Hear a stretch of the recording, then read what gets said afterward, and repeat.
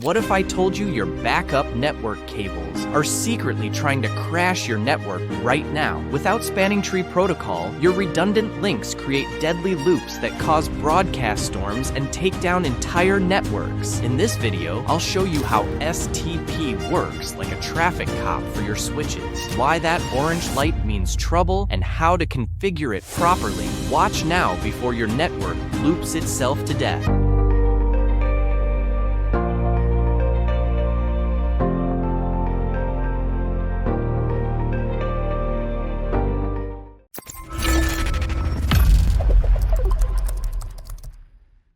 In previous courses, we have seen in detail the difference between hubs, bridges, and switches. We also saw what a VLAN and trunk links are. The last to be seen on the switches is the spanning tree protocol. In a network, redundancy is very important, so as not to have a single point of failure. The downside of redundancy in a switched network is that it introduces network loops. This is why the spanning tree protocol was designed, in order to solve this loop problem. Network loops are introduced only when you want to have redundancy. In this diagram, if the link between the two switches drops, then the users on switch A will no longer be able to join those of switch B. This is why it is preferable to add another link between the two switches, to have redundancy. But as all redundancy brings network loops, now we have one. We will see why a network loop can cause a lot of problems. Imagine that the PCA sends an ARP request, because it tries to reach the PCB without knowing its MAC address. And an ARP request is a broadcast. Switch A will therefore transmit this broadcast on all its ports, except the one from which it arrived. That is, except for the port to which the PCA is plugged. The switch B will therefore receive two broadcast frames, as there are two links between the switches. Since this is a broadcast frame, it will send it to all of these ports except the one it came from. This means that the frame received on port 48 will be transmitted on 47 and towards PCB. And the same ARP request received on port 47 will also be transmitted on port 48 and the PCB, which brings us to a network loop.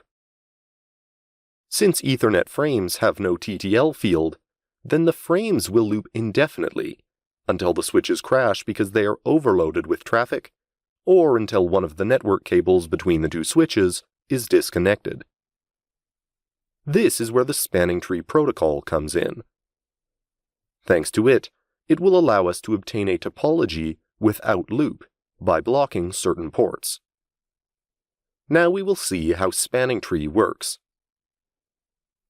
In this example, we have three switches, represented with MAC addresses, which form a loop. As the spanning tree is activated, all the switches will send each other special frames that are called BPDU. This is what a BPDU frame is made of. There are a lot of fields, but only two are important at the moment: the MAC address field and the bridge priority field.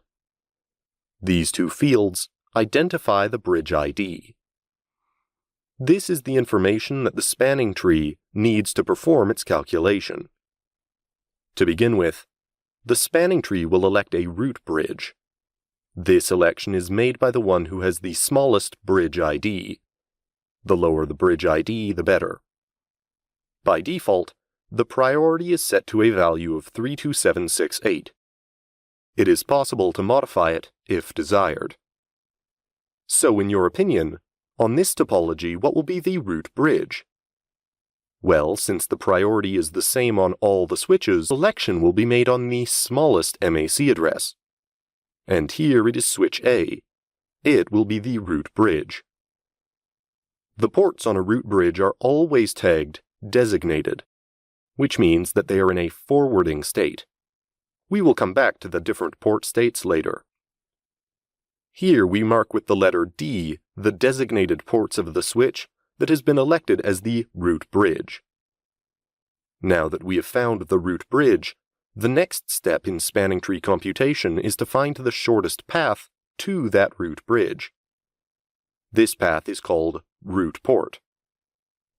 Here are the ports that will be marked root port. It is they who have the fastest way to access the root bridge.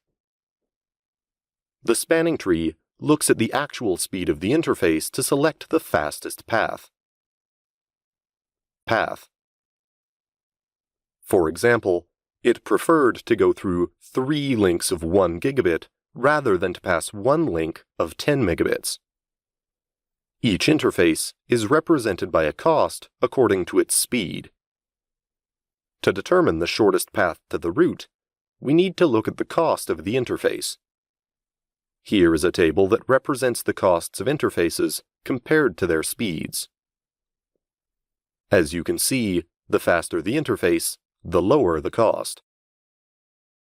It is therefore preferable to cross 4 gigabit links rather than a single 100 megabit link, because the cost will be 16 for 4 links of 1 gigabit and 19 for a link of 100 megabits. Here, too, it is possible to modify the different costs of the connections as well. From that moment on, the spanning tree determined the root bridge and the root port of the other switches, which therefore corresponds to the shortest path. But we still have a loop. It is therefore necessary to close one of the ports between switch B and switch C to break this loop. Which port will the spanning tree choose to cut? That of switch B or that of switch C? To make this election, the spanning tree will again be based on the bridge ID. As a reminder, the lower the value, the better. Here, as the priority is the same, the election is based on the MAC address, and it is the switch B which has the smallest MAC address. It is he who wins this battle. Switch C will block its port, which will have the effect of breaking the loop.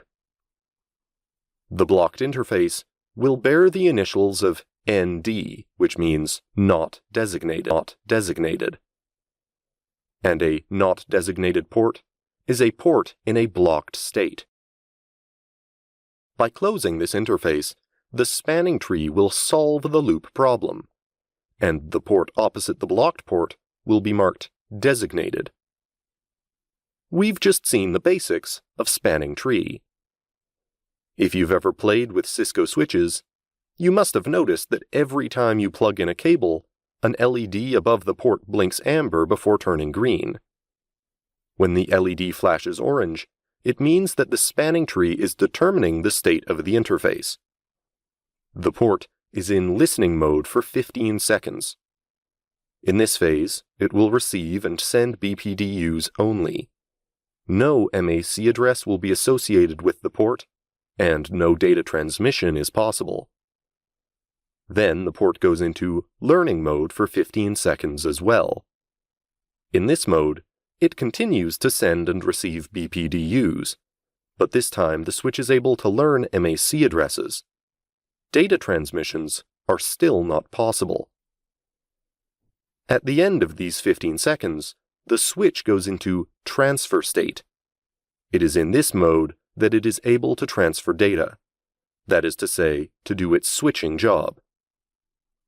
All of these steps therefore took 30 seconds to switch from listening mode to transfer mode, which is very, very slow for networks these days. We have just seen the spanning tree mechanism, but there is not just one type of spanning tree. We have classic spanning tree, the spanning tree per VLAN, the spanning tree rapid, the fast per VLAN, and the spanning tree multiple. Fortunately, it is not required to know all different types of spanning tree for the CCNA, but we will see next those you need to know.